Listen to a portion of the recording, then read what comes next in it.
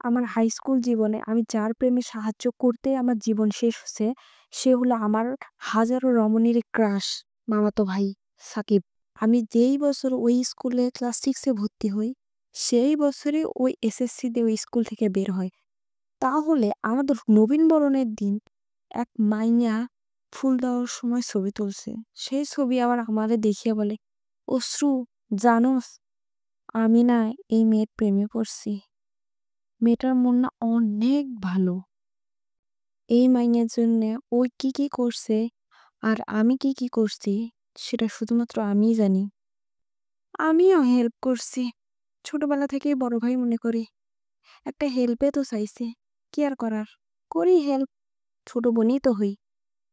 একটা কাহিনী কই। একদিন রাত প্রায় 10টার সময় আমরা সবাই ঘুম। ও জানালার কাছে আসছে। আসে আমি ডাকতেছি, "অশ্রু, ঘুম আসছিস?" আমি ঘুমের মধ্যে জানালাটা খুলে দিলাম। ভাই আমাকে একটা চিঠি দিল। "শোন, কাল স্কুলে গিয়ে ওকে দিস এটা।"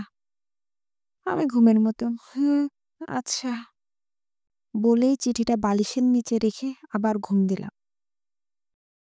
সকালবেলা স্কুলে যাওয়ার জন্য রেডি হচ্ছি। রেডি হয়ে আমি চিঠিটা খুঁজতেছি।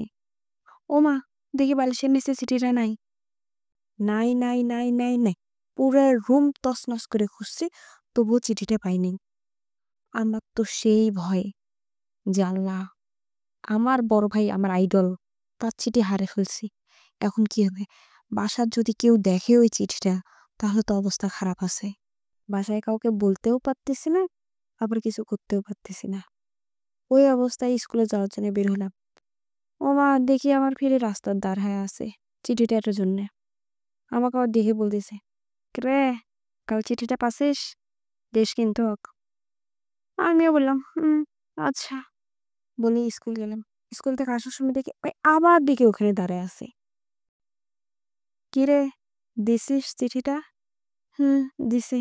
কিছু বলছে। "আরে ভাই, ওকে চিঠির উত্তর দেওয়া লাগবে নাই।" "নাই জানতে আবার দিছিস চিঠি।" আমি ভাইকে বলিই নাই যে চিঠিটা আমি হারিয়ে ফেলছি। বলছি যে আমি চিঠিটা দিয়ে দিছি। প্রায় 10 বছর হয়ে গেল। এখনো পর্যন্ত আমি বলতে পারতেছি না যে আসলে ওই চিঠিটা বালিশের নিচ থেকে গেল কই। এবার অবশ্য ভাবতেছি বাসায় কাউকে বলবো যে আসলে সেদিন চিঠিটা কি কেউ ওখান থেকে সরাচ্ছিল?